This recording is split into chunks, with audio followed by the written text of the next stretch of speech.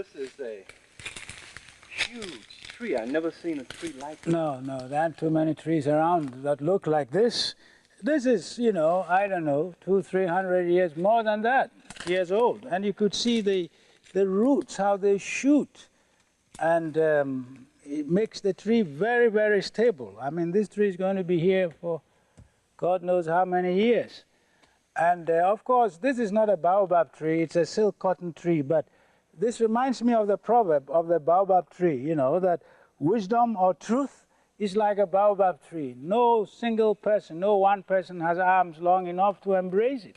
And who can embrace this tree? That's what knowledge is like. That's what wisdom is like. That's what truth is like. In other words, there's no single culture that has all knowledge, all truth in its embrace.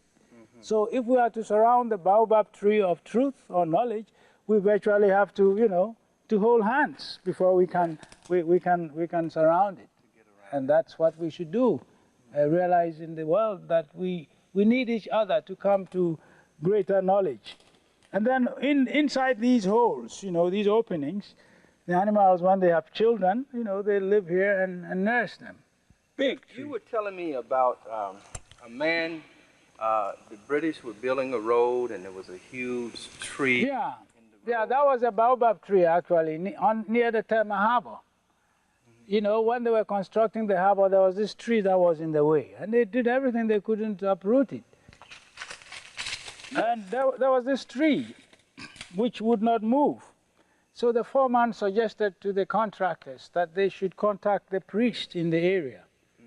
And so they contacted him, and he asked for one sheep and some bottles of schnapp. And he came to the tree, and he slaughtered the sheep and poured libation, and told them that the spirit in the tree has decided to move. So they could then go ahead and uproot the tree. It was as big as this. And so they started ordering the bulldozers to get near the tree, but the priest told them not to worry. They should just tie a rope around the tree and pull it. And they tied a rope around it, pulled it, and it came down root and branch. They couldn't believe it. You mean they had modern equipment in the beginning? Yes. And they couldn't move the tree. Bulldozers? Bulldozers, nothing could move it. Yeah. That's why they took the advice of the foreman. So well, let's try, you know, they were ready to try anything. Now you're saying something extremely profound. You're saying that the African priest came. Yeah. Poured libation. Slaughtered the sheep. Talked to the spirit in the tree. And it agreed to move so they could do what they were out there to do. And the people started ordering the bulldozers. He said, don't worry, tie a rope around it. They tied a rope around it and pulled it. That's all they needed. With their hands? With their hands. And it came down root and branch. You see, we have access to some knowledge in Africa that you would describe as hidden. Only a few people have access to this knowledge. But it's only because, you see, this knowledge dates from millions. I mean, we've lived in these forests for millions of years. And so we must know our way about. We must understand the environment in which we live.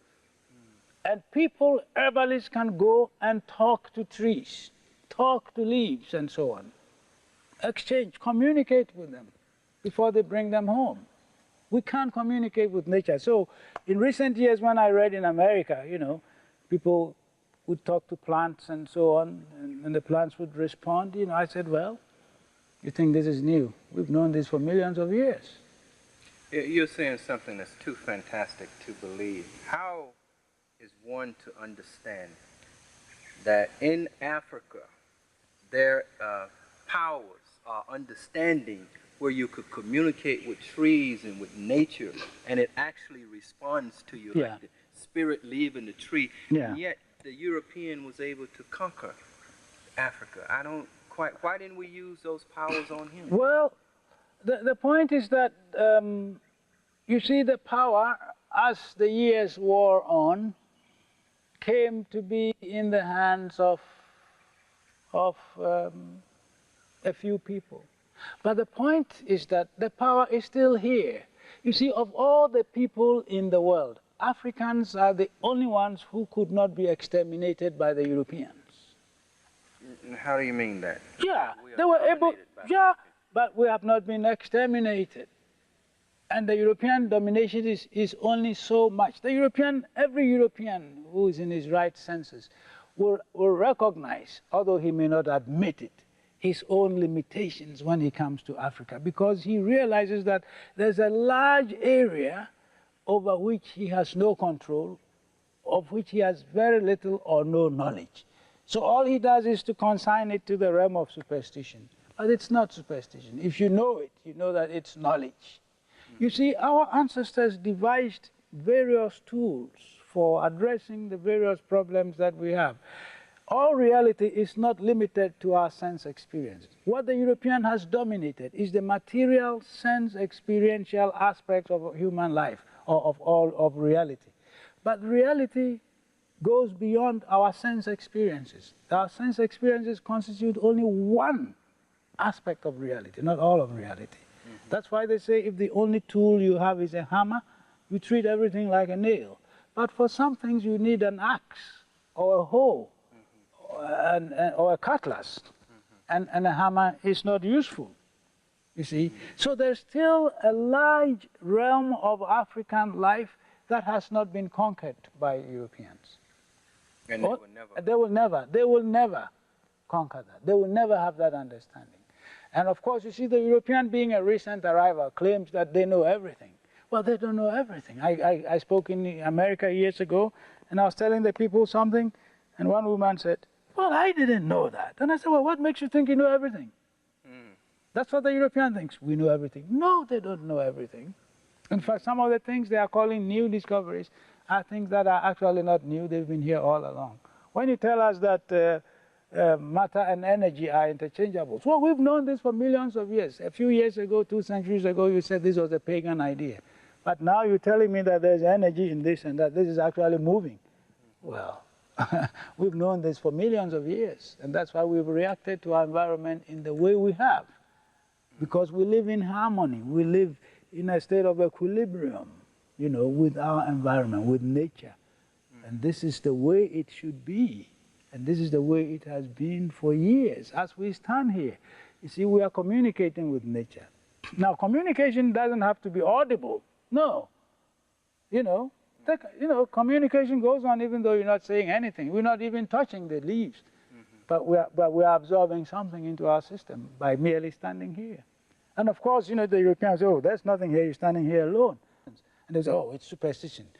You know, I went to a conference with a European philosopher, and he says, oh, there's nothing like ghosts. If there are ghosts, we should be able to photograph them. I said, well, you see, you only photograph a palpable object. You can't photograph a ghost. You need a different equipment, and you don't have it. And so you use the same equipment for everything. So if you don't capture it, oh, it doesn't exist. But you don't think that your equipment is limited. See, we have a different equipment for detecting ghosts. I would want to continue the conversation. In other words, the African is really not worried about European. The Europeans have nuclear weapons. They have great armies, great air force. You don't see him conquering Africa. No, he may be able to, by way of speaking, conquer Africa, maybe materially or otherwise. But the material aspect of life is not the only aspect. There are so many areas that the European can never conquer because it's Africa. You know, and I'm not suggesting that the material is stronger than the spiritual or anything, but there is something here. Look, the European has been here for 500 years, let's say.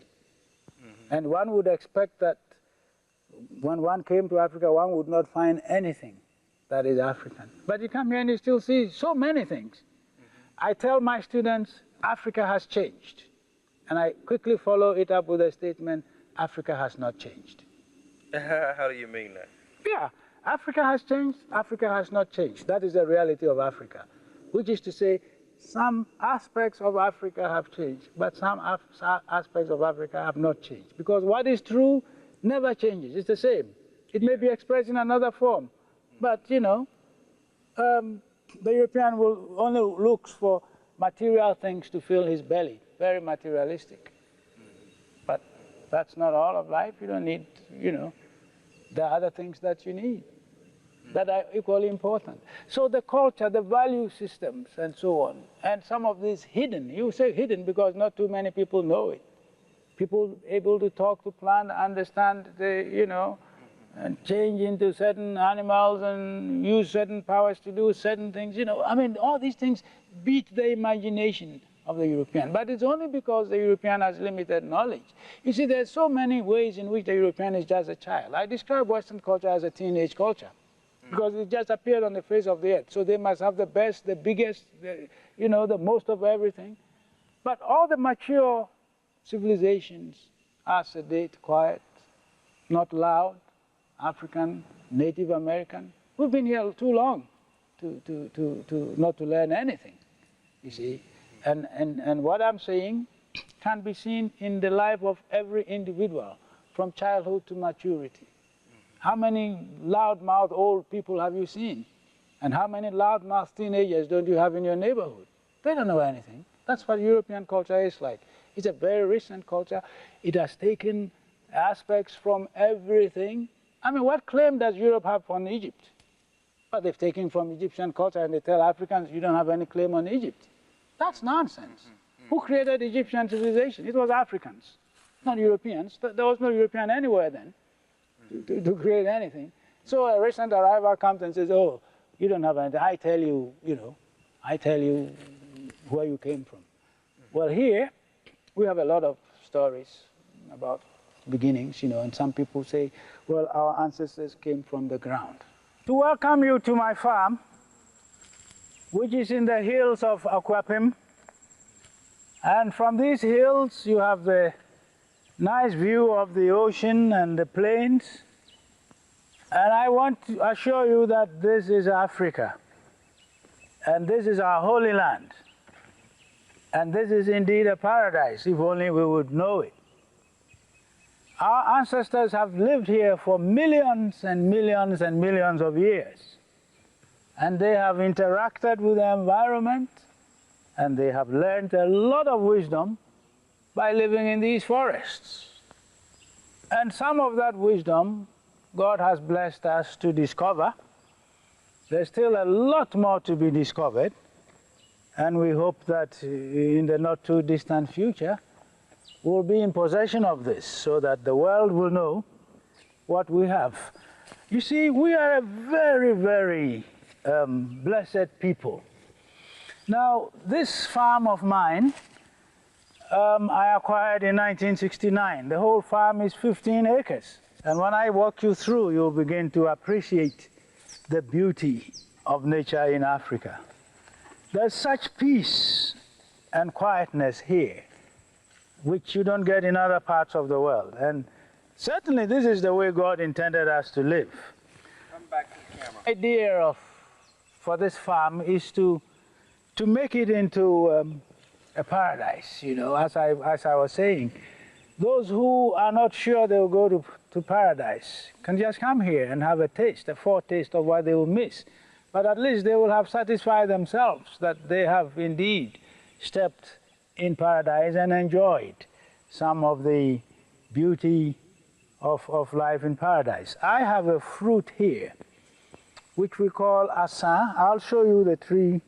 Unfortunately, it's not in season now. It's flowering.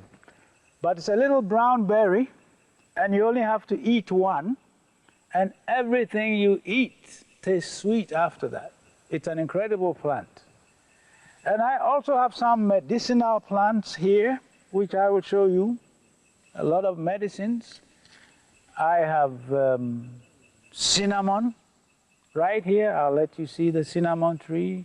Cashew, I have cashew, avocados. You know, I showed you the papaya and the palm fruit and just a whole host of it. I mean, see, most of these things I didn't plant. Nature planted them. I found them here. And when we walk through the forest, you see that nature has been... I mean, there are no people who are more blessed than we are. We're very blessed in Africa. And my worry is, how do we get people to see how blessed they are, instead of believing that they are cursed or hungry or something? You know, we're not poor. If we are poor, it is only because we've conditioned our minds to believe that we are poor. But I walk about feeling very wealthy, very rich, very blessed, because I know that what I have, no other people, no continent has this abundance. I give you these 15 acres. What you have here, you may not find in the whole of Australia. And yet it's just on this small 15-acre patch. But of course, for me, this is my world, and the world begins and ends here, in terms of the variety of things that you find here. Oh yes, the soil is very rich. Now, let me show you, to just give you an example. I planted this cassia tree, you know, last year. Just a year ago I planted this tree. And now, as everybody says, oh, African soils are poor. Well, if the soils are poor, why is everything green? Tell me. If the soils are not rich, then everything should be brown, parched, drying. But this tree I planted last year, and look at how tall it's become. I can't believe it myself. And those cassias there too, I planted them last year, and one of them is more than 18 feet tall. And this one is more than 20 feet tall. Just look, you know, it's incredible. And that one. So the soils are very rich. Of course, there are some areas where the soils aren't as good. You know, you go to the Sahara and so on. But down here in the tropical forest, you know, all you need is water, because you have 12 months of plant growth. And anything will grow anywhere. As you could see, after just a couple of rainfalls, you know, everything just springs to life. And even though we have dry seasons, it's still, you know, almost evergreen throughout the year. The books, oh, the soils are not good and there's leaching and so on. But look at this. Now, almost every plant we have here, the avocado, we have 2 harvests a year. The mango comes twice a year. Everything, most of the things we have here come twice a year. And this avocado, you don't water it, you don't put fertilizer on it, it takes care of itself. And twice a year, it will produce fruit. Now, what else can nature and God do for us? Twice a year, we have harvest. You don't have to do anything. The trees take care of themselves because the soils are good. Otherwise, we wouldn't have this harvest. If these trees were in the temperate climates, you have to put fertilizer on them and water and so on. But here we don't put anything. They just grow. And I come as a farmer and I harvest my avocados and mangoes and guavas and so on, and oranges. Twice a year we have oranges. And if the soils weren't good, we wouldn't have this harvest. So, you know, it's just a lie. Of course, we've come to believe it too, that, oh, our soils are not good. Well, we don't put any fertilizer here, and yet we get our food. The environment has taught us a lot of wisdom. And our ancestors looked on the environment not just as a source of sustenance, you know, from which they got their food and building materials and so on, but they also saw the environment, nature, the natural environment, as a source of wisdom. Nature taught them a lot, because to this day, in spite of all the achievements human beings have made, nature is still our greatest teacher. And so from these birds and trees and stones and rivers and so on, we got a lot of wisdom. And sometimes the wisdom is put into the mouth of birds. For instance, we have the hawk. And one proverb says the hawk, all that God created is good, as it flies aloft. You see, because it's a hawk that flies so high and looks below, and beholds the beauty of nature and says, all that God created is good, says the hawk. And of course, even looking at lions and hunters, you see, our ancestors said, until the lions have their own historians, tales of hunting will always glorify the hunter. You know, the hunters always take the credit, but if the lions would speak, and if people would hear what the lions have to say, they will know that all the credit shouldn't go to the hunter. And from this we learn a big lesson. Until we African descendants can speak for ourselves, have our own historians, of course others will write our history at our expense to glorify themselves. And it's a very insightful piece of wisdom that comes from merely observing nature. Of course, this is the farm, and one of the experiences we get when we go to the farm is to have a thorn pricking your foot. And so our ancestors said, when a thorn gets into the toe, you know, the whole body bends to pull it out, which is precisely what we do. And what's the lesson from that? Well, when something happens to somebody, something happens to one of us, all of us go to the help or to the assistance of that person who is suffering. You would say, ask, what has the foot got to do with the arm or the trunk? But the proverb says, when a thorn gets into the toe, the whole body bends to pull it out. And so, just looking around us, birds, nature, we learn a lot of lessons which we can apply to our lives. Now, all this wisdom, tremendous wisdom, has come from our ancestors. And I have said over and over again that there's nothing anybody anywhere has said or thought which my ancestors, our ancestors, have not thought about.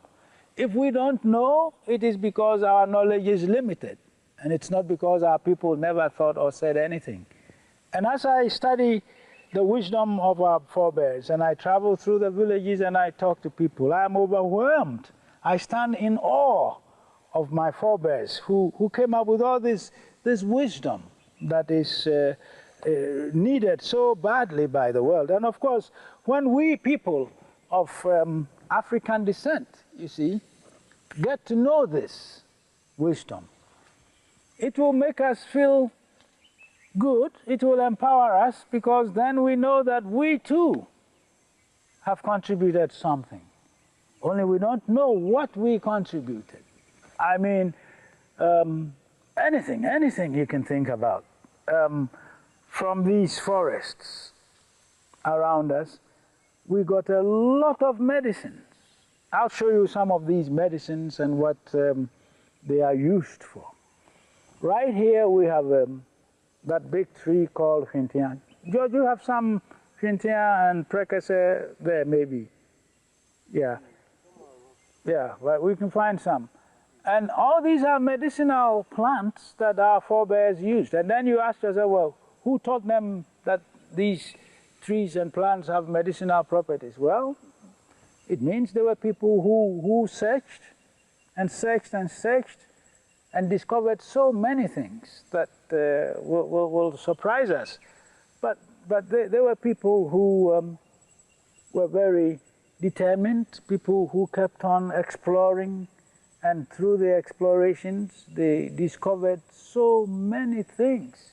Now, those of us living today are not aware of the numerous things they discovered, and so we are easily awed by the discoveries of others. Well, if humanity began here and this is the home of mankind or humankind, then of course all that human beings know today originate from here.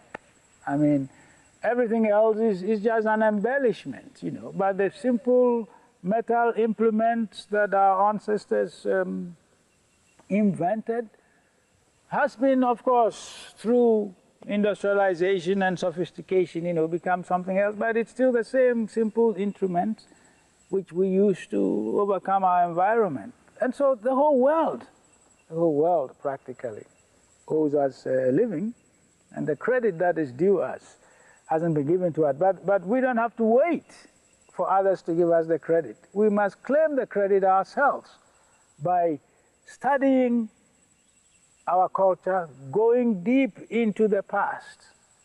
Because after all, who wants, you know, these Europeans want to find out or discover only the things that go to inflate their egos. And we can't settle for the Europeans to tell us everything. it is our responsibility to search. It's there. It's there to be discovered by us, because we are the ones who need the information. They don't. When they see what is good about our past in the history, they cover it up, or they pass by, you know. But we are the ones to whom this heritage belongs, and so I have suggested that Africans in the diaspora and Africans on the continent should begin to cooperate in this common search for our origins, the contributions, the achievements of the past. I've always likened this to the sun shining behind you. And when the sun is behind you, your body casts a shadow in front of you, you see. And I think that if we delve into our past, which becomes like the sun behind us, we will cast a shadow way into the future. And I'm glad that there's this awakening coming towards the end of the 20th century. And if we really make use of this awakening, you see, we are casting a shadow into the 21st century, and it's ahead of us. So we mustn't look on the past as something shameful or, you know, that we want to dissociate ourselves with, because I believe that our strength comes from our past. That's where our strength is coming from. And if we ignore our past, it will be like a pilot trying to fly without a compass. What's going to guide us? You see? So we need to embrace our past, which will give us the strength to move into the future.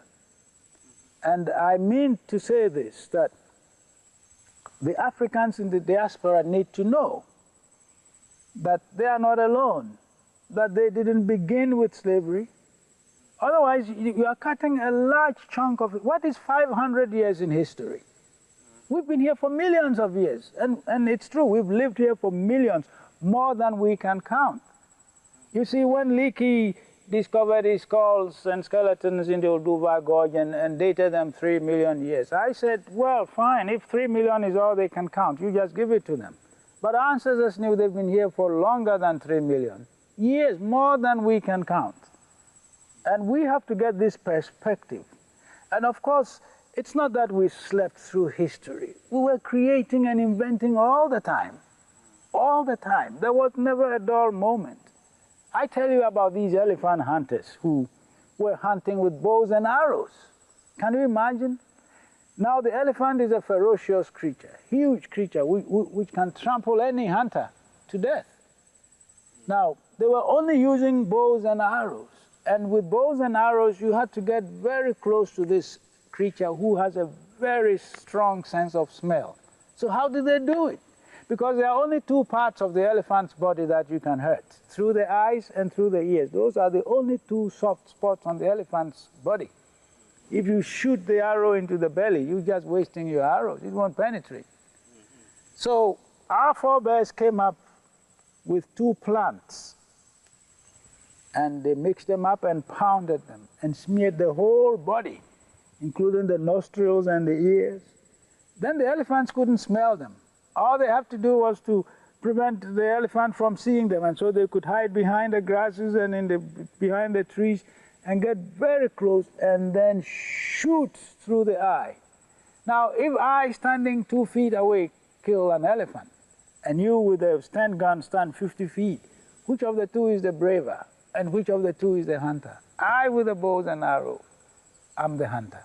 Not the one who stands 500 feet and just pulls a trigger and says, I'm a hunter. No, the bold man is the one who was 2 feet away.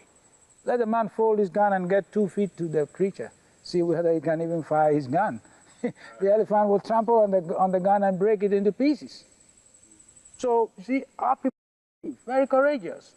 You were talking about medicine, too. Yeah. Well, we have a lot of medicines. And some of the medicines, actually, our people learned by observing animals treat each other. We have a very powerful snake bite. And the story behind that snake bite, anti-snake bite medicine, is that a hunter, and I know the descendants of this hunter, they live on the Kwao Hills, going to Kumasi, you know, when you get in Koko and you see those rocky mountains up there. And this hunter was in the forest hunting. and he was resting under a tree when he suddenly saw two snakes fighting. And one of them bit the other, and it lay still. Then he saw the victorious snake looking round. He went and plucked a leaf and came in his mouth and stuck it into the mouth of the snake that was lying still. And immediately that snake was revived. So this hunter killed the snakes, and he looked at the leaf, and he immediately could identify it and made some medicine out of it, you know. And to this day, you can be bitten by 10 cobras. All you do is you lick a little bit of it, and you have the antidote to the poison. And so a lot of hunters, whenever they go to the forest, they always have this. If they accidentally step on a snake, they immediately lick it, and that neutralizes the poison.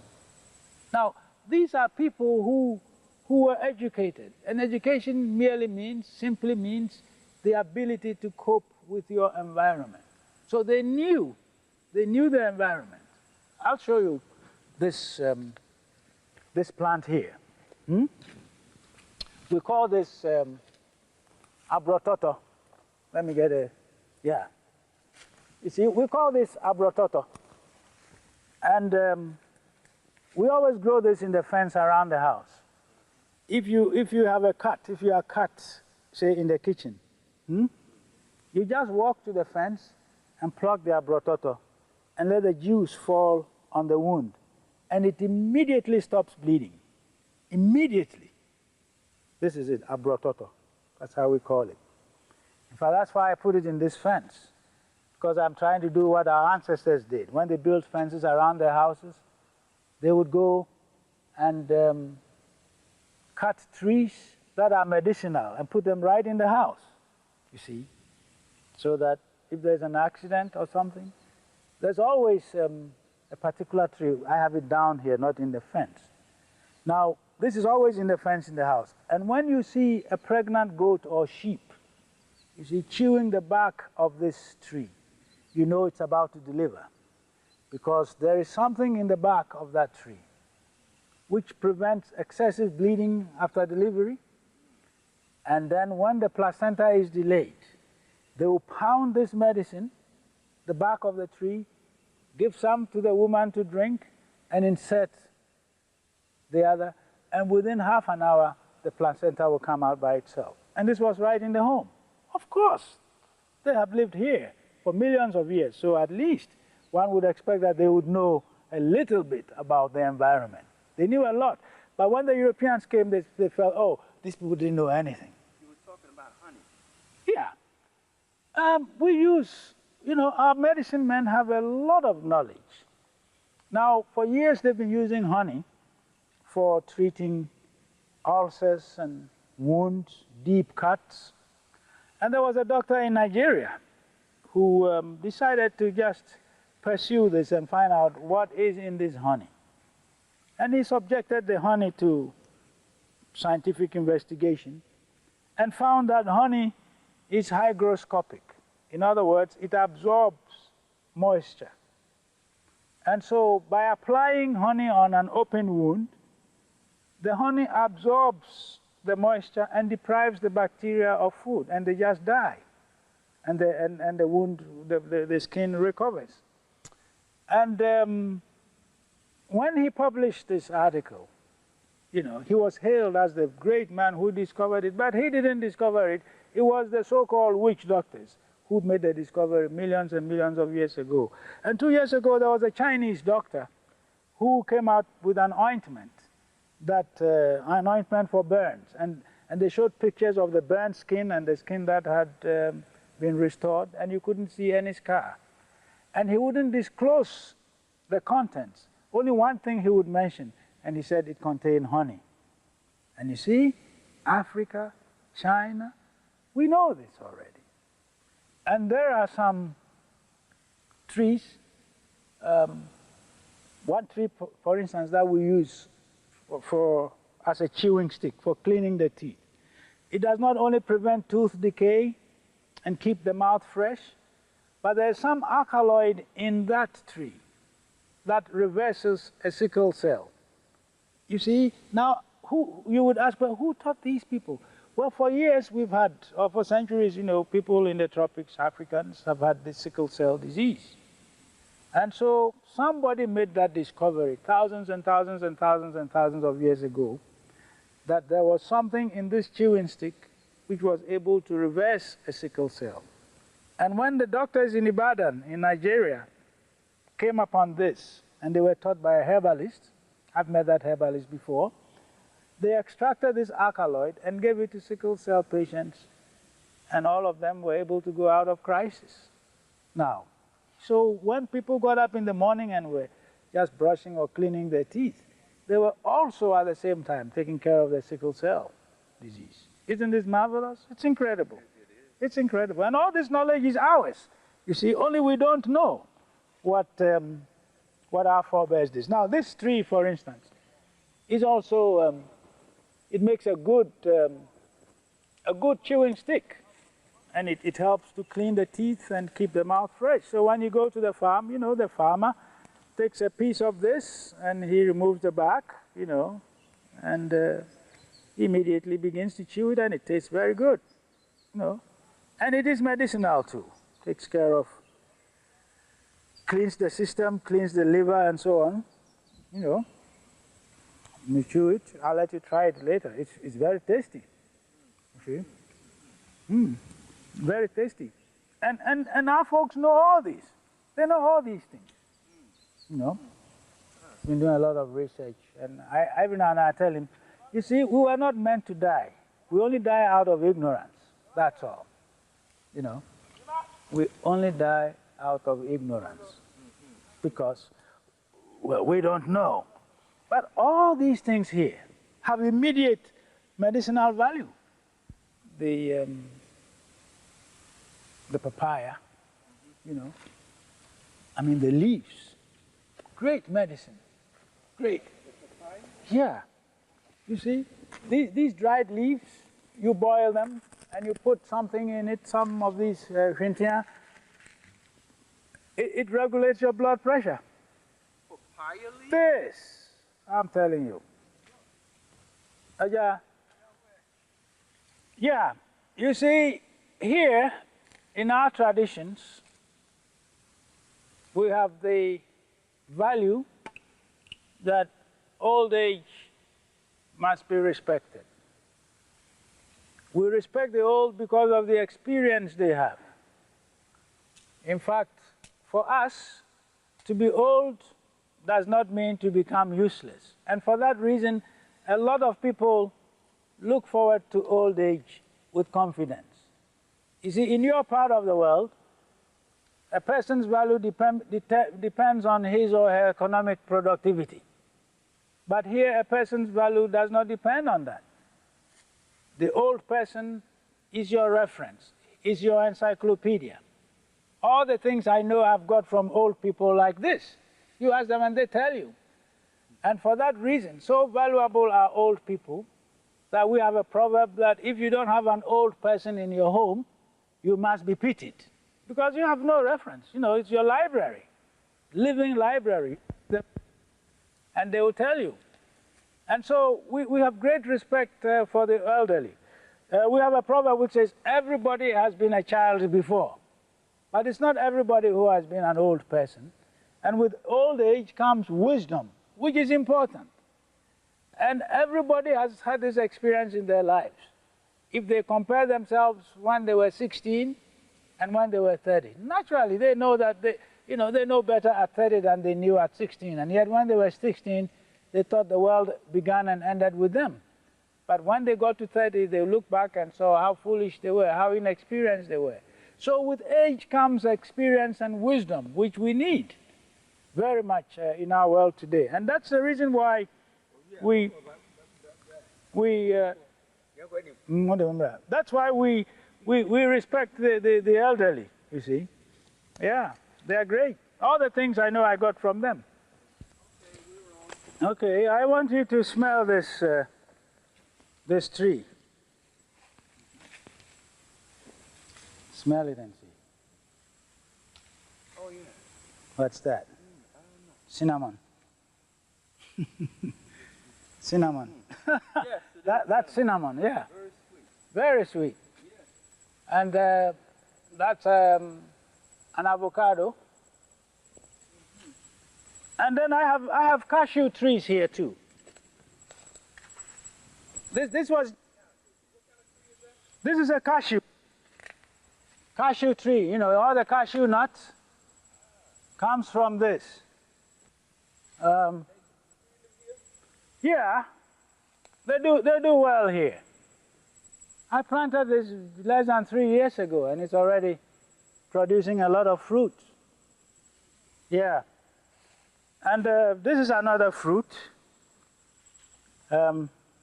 Very tasty. It's coming in a few years. When you come, it will be ready. And well, I have some pineapples. You see, you can see the pineapples here. Pineapples all over here. It's been overgrown with weeds, but at least you can see a small one here. You see this small one? Yeah. It's George. Yeah.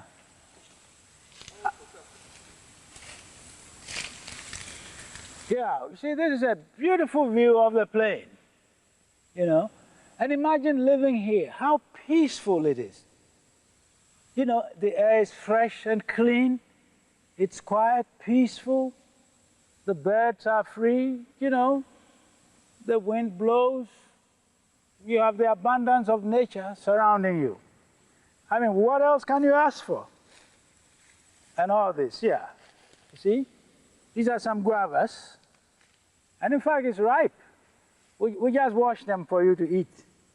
And we'll wash them. Now, you see that beautiful view you have here. I mean, this is nature at her best. The combination of the mountains and the forests and the clouds and the breeze, all this is just nature at her best. And all these are gifts from the Creator. You said this is your holy land? This is my holy land. This is the holy land of all black people. This is where, how can you call somebody else's land holy and leave yours? Every land is holy, and every people must see that their land is holy, and particularly for us Africans, we have to finally come to the realization that this is our holy land. And so the soil on which I'm treading is holy. Now you notice this. When you step out of the plain in Africa and you tread the ground, you have a feeling that this is the heaviest ground you've stepped upon. You know, and that tells you something. Even the ground speaks to you. I light from the plains in other places, and the ground is light. I feel it. But here, you're walking on solid ground, and home of humankind. You were saying earlier, in terms of the Holy Land, that the Bible is a recent book. Would you explain that? Yeah. You know, a lot of black people spend hours and hours trying to find out, you know, black people in the Bible. They will quote, Ethiopia shall rise and raise her hand unto God and say, oh, you see, we are mentioned. Well, I feel that as an African, you see, my identity goes beyond the Bible, because the Bible is a very recent book. We're all here when the Jews came to Egypt as slaves and left before they wrote the book. And how can I wait for them to come and write a book before I see myself or have an identity? My identity goes back into millions and millions of years. That's how I feel. You know, the Bible confirms some of the things, but those truths predate the Bible. You see, people who, I'm not putting down the Bible or anything, I'm only saying that historically speaking, it's a very recent book. I mean, God was in the world before the Bible was written. And some people had knowledge of God. What's that knowledge? You know, we cannot confine, if we say that everything was revealed to the Hebrews, we are saying that God didn't care for the other people who lived in the world. How can we say that about God? We can't. We are making God into a very limited, partial being who only prefers some people to others. No, I lay claim on God as much as anybody else, because our ancestors had a name for God and had God's ways. I mean, who but, let me explain this to you, bring me a knife. Who but Africans would have a name for God that says the plantain leaf, large enough to shelter the entire world? Now, you have these plantains here, you know, and when you go to the farm, this was before umbrellas were invented. When you go to the farm and it rains. So what do? You cut a plantain leaf. You cut a plantain leaf like this.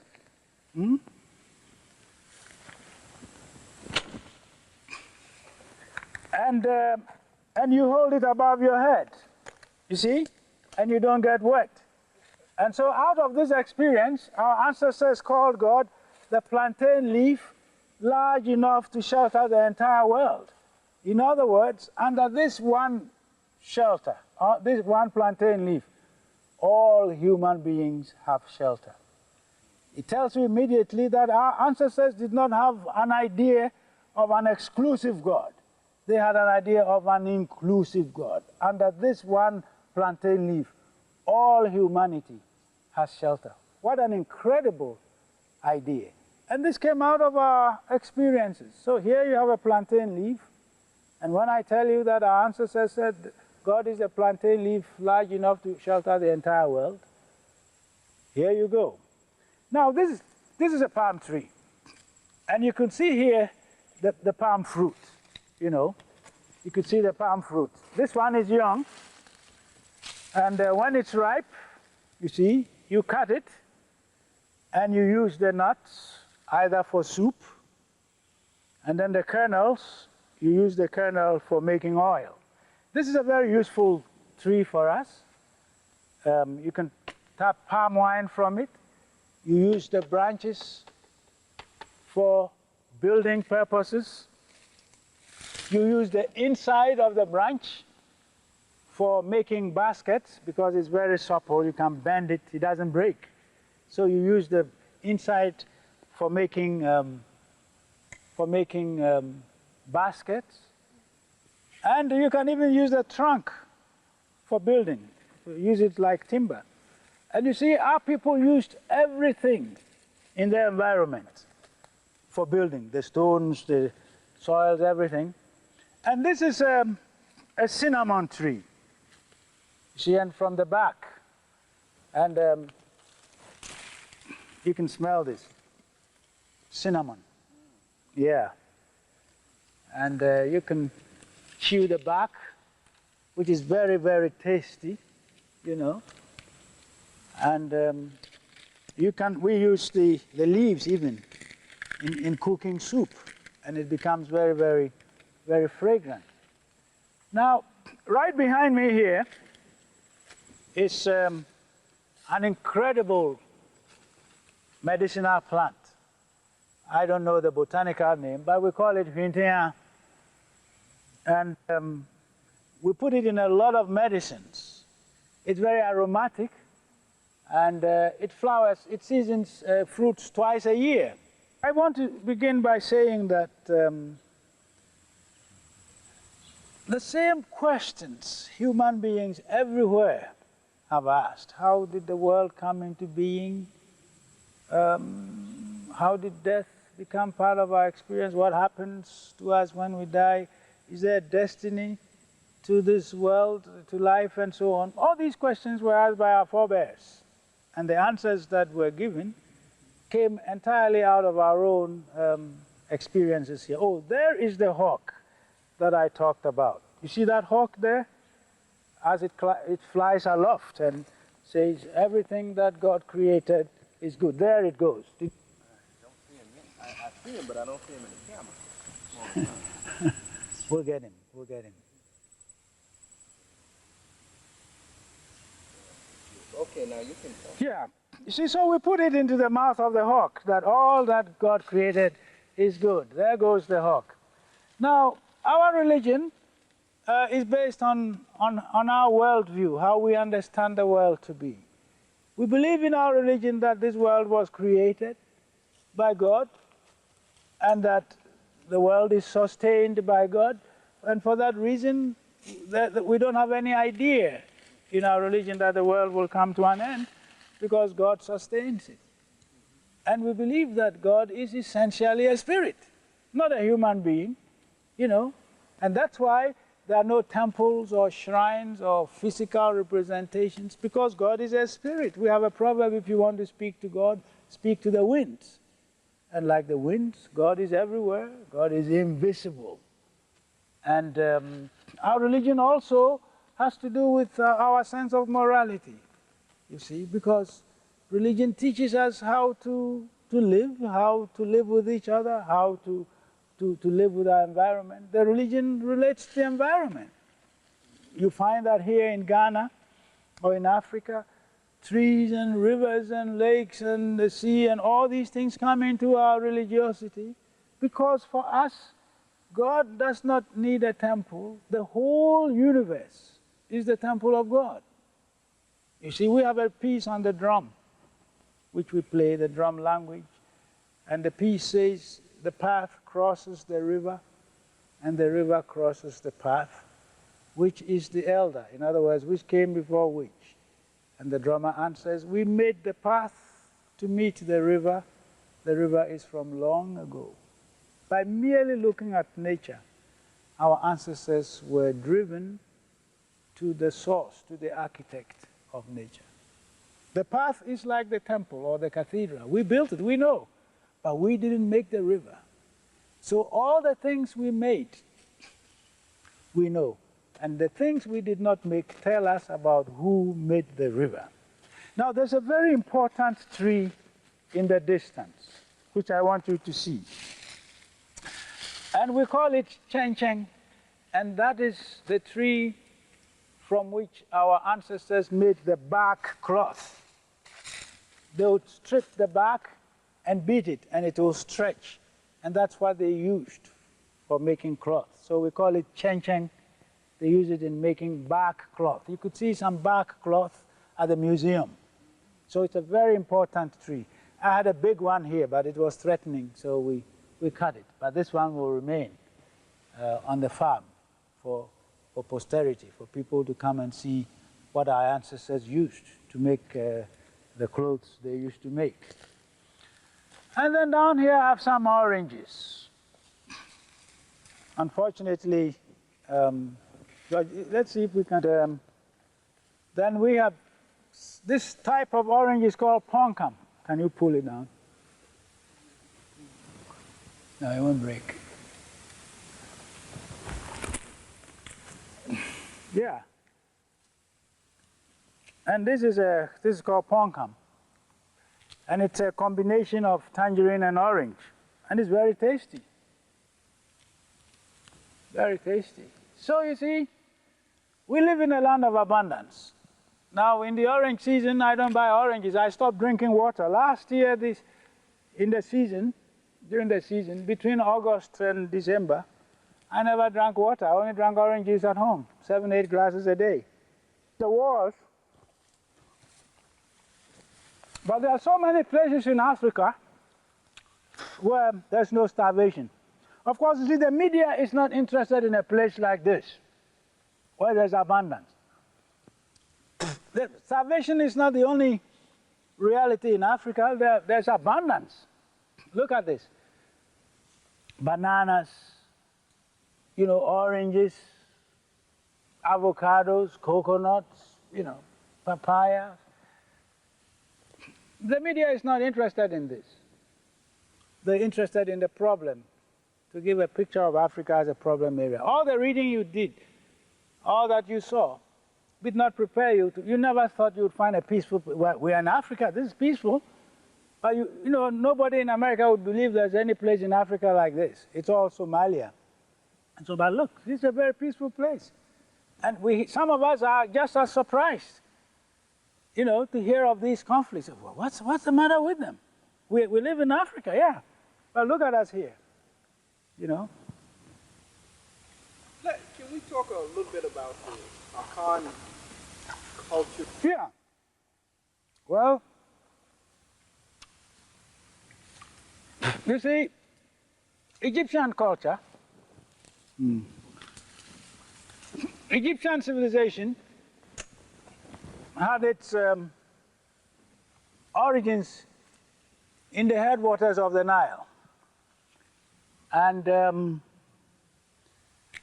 for millions and millions of years, humankind began in Africa, and then as they discovered or invented these implements and discovered fire and began to control the environment, they started to move out of Africa and first went to Asia, and then after the ice had melted, they went to Europe.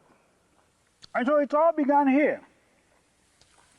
But one can still see some interesting connections between ancient Egypt and what we have here.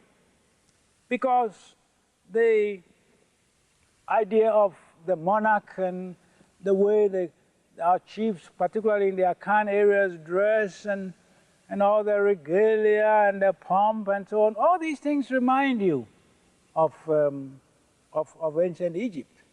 And the connections are, it's not funny. The snake plays a very important role, you know, and you find the snake in Egypt, ancient Egypt, and so many things. And it tells you clearly that Egypt was just the flowering of African civilization. It wasn't anything foreign to Africa. It's the Europeans who just wanted to take Egypt out of Africa. But the Egyptians themselves knew that they came from the headwaters of the Nile. Thank God the Nile doesn't flow from the Mediterranean into Africa, but flows from the Africa into the Mediterranean. They knew this, they acknowledged it or recognized it. It's only these people who write history to please themselves. But history has no favorites.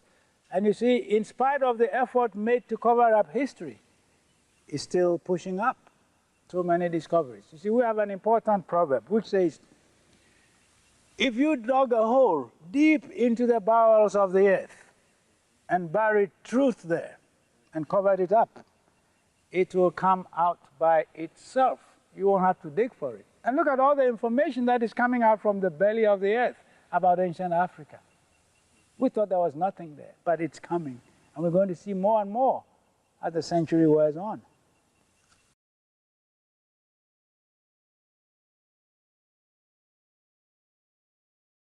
That's to drink. And I just leave them here. You know, make it a sanctuary for the animals.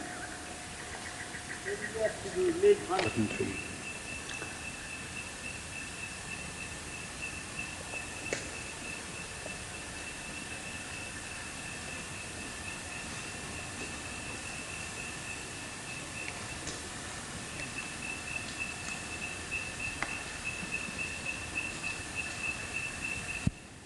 And after a hard week's work, you know, I walk through this forest and I restore my spirit. I'm in touch with nature, and it takes out all the hardness inside me.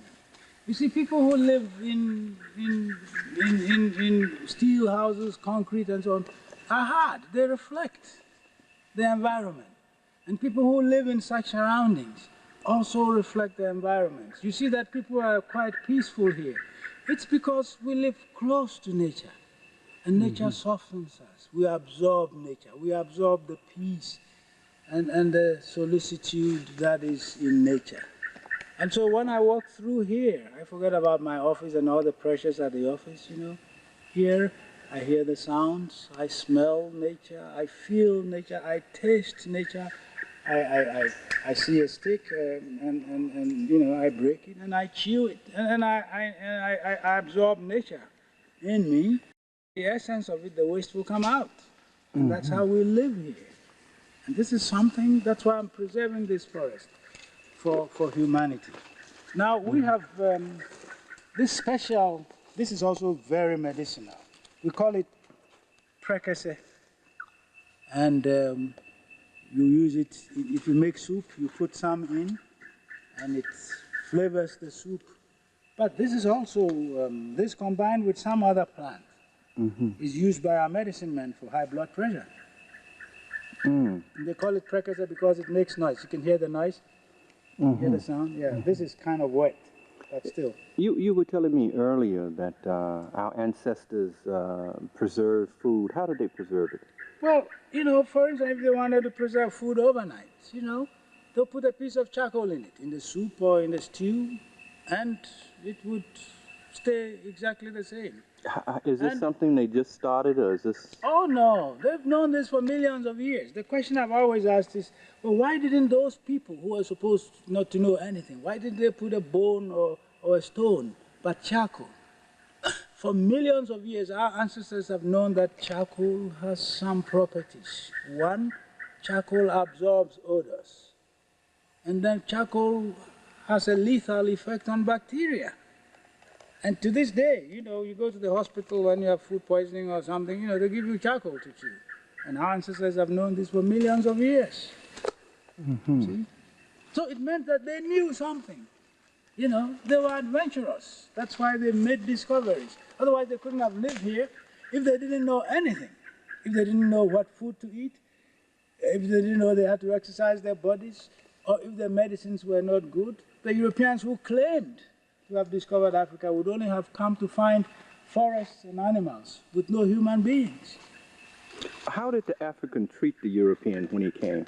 Well, you see, the African is a person who is, as a result of his upbringing, even to this day, knows that the other person is a friend and not an enemy.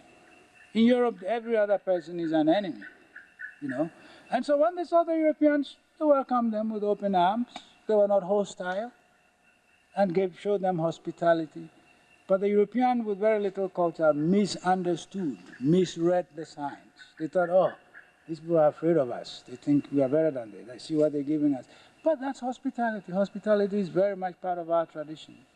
You see, a person comes to you and you give him a place to stay. You give him food to eat. If he needs to farm, you give him land to farm. He doesn't own it, but he must eat. So he has a piece of land on which to farm. The fruit of the land belongs to him, but the land does not belong to him. Even those of us here don't own the land. We believe the land belongs to our ancestors. And our idea of the family is that the family is made up of the dead, the living, and the yet unborn. So those of us living here are only caretakers. We're supposed to hold it for those who are coming. And our ancestors taught us that there will always be people coming after us. That's why we took thought to the future. So when Mbiti writes his book, African Religions and Philosophy, and says, oh, Africans have no idea of the future is nothing but, doesn't go beyond 6 months to 2 years, then the Europeans are happy. But if the future is 6 months to 2 years, why would our ancestors tell us not to sell the land? Because people are coming. Were they coming within 6 months to 2 years? No. So that doesn't make sense. That's a complete distortion of the African concept of time. Time is so vast that, you know, we can calculate it. Anybody who can count time, 5 million, 6 million, it's not just, it's being unrealistic. It's just taking a very partial, truncated view of time. Time is just endless. Time has no end.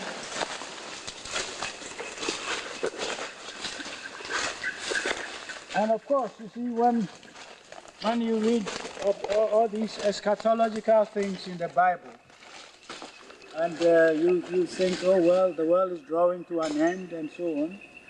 Well, that idea of the future as the culmination of everything is not